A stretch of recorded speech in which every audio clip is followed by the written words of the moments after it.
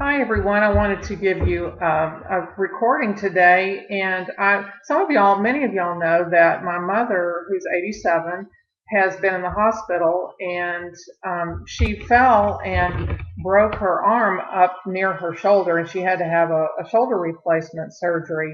And for 87 years old, that's anytime you go under anesthesia, that's kind of scary for anybody, but especially when you're that old.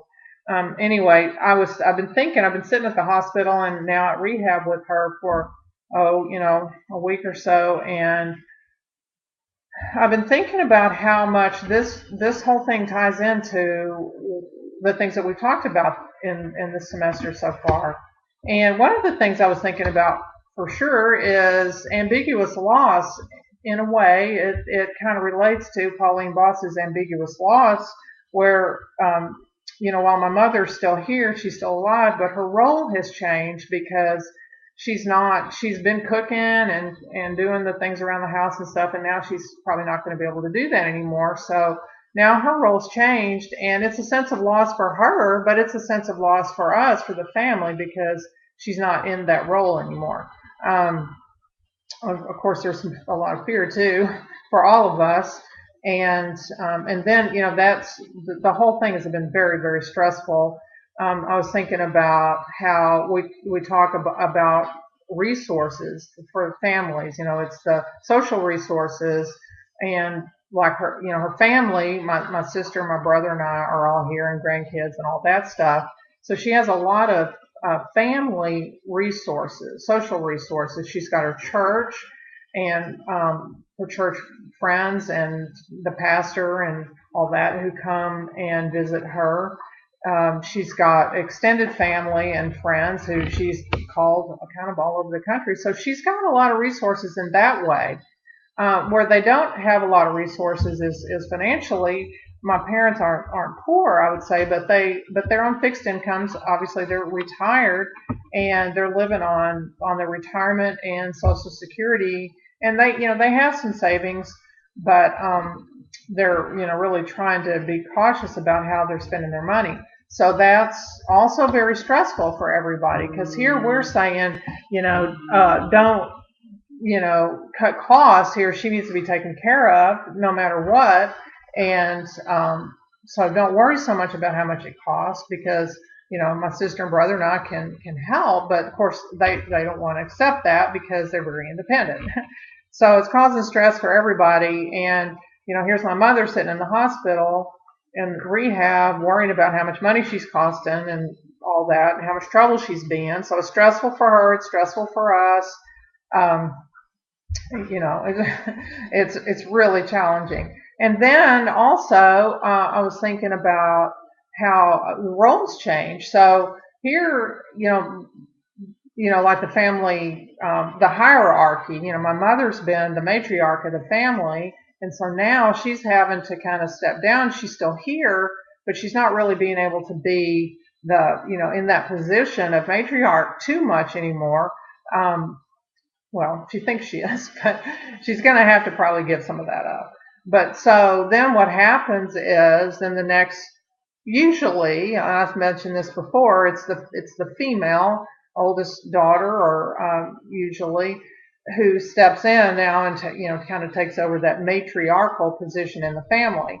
Now, my sister is a little less, how could I say it, outgoing or strong. Maybe she's strong, but I think I'm probably going to end up being the one who kind of steps into that position, because it just always kind of has fallen that way, even though I'm the second born daughter. But a lot of times people turn to me as the one to ask the questions to, who's going to take care of things and all that. But that's another thing that happens that we've talked about in this course, about the how family, the cycle of the family, and how when one person leaves, and then then the next person steps up. And so I guess too, one of the things that I thought about the loss thing is when you start thinking about your parents passing, and for some of y'all who are younger, grandparents maybe, it does bring up a lot of fear. And I think, really what I've been thinking about is, not only losing my parents, but then I was thinking today, well, if you look at our family pictures from, 40 years ago, let's say when my grandmother was alive, here was my grandmother and my grandfather too, and then their daughters, and then their kids, and those pictures from 40 years ago, there's hardly any of those people still alive. And so now it's like my mother is the only one, left on that side. So it's kind of like, wow, that's kind of weird to think about that now, we're the ones who are in, my brother and sister and I are the ones who are in that kind of, top position. And it's kind of scary to think about. It's scary to think about our mortality, and that, we're kind of the next in line to move, into that position.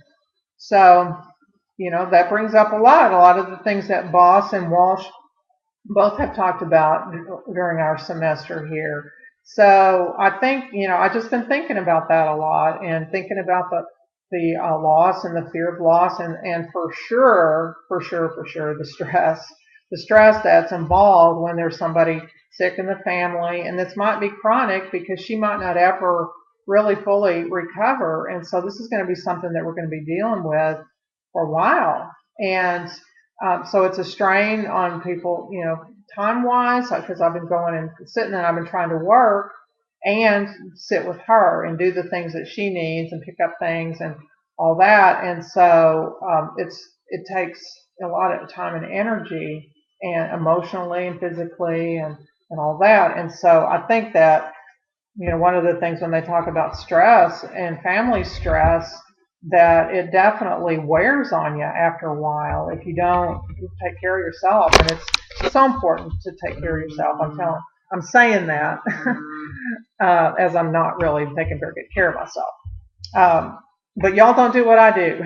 Do what I say. Anyway, it's hard, and so, but we just, we do the best we can, and things happen. My family's always been very close, but there are some things that we disagree about and how things should be handled. And so, again, like Boss and Walsh say, you have to keep those communication lines open. You have to talk things out with each other and make decisions together for the greatest good for all concerned. And sometimes, like my father is very determined that he wants to live at home, and we're saying y'all need to be in a retirement home so that there's somebody there, to help you out and stuff, but they, refuse. And so, we have to, go along. We can't make their decisions for them.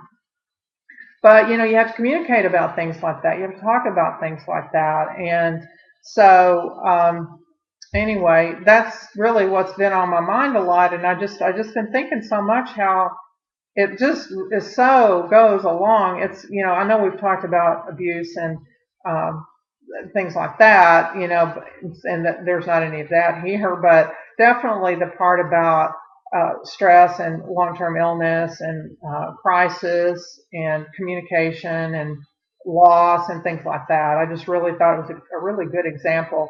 And I'm sure all of y'all have examples too. This is just one that was fresh on my mind right now. So anyway, that's about it for today, and I will get y'all hopefully again next week. I'll get another video done. It's been a little challenging because of this, being kind of doing my family stuff, and I know y'all all understand that. Everybody's, we always say family comes first. Family comes first. School's important, but we have to take care of our family. And so y'all take care of yourselves, and we'll see you next time. Bye.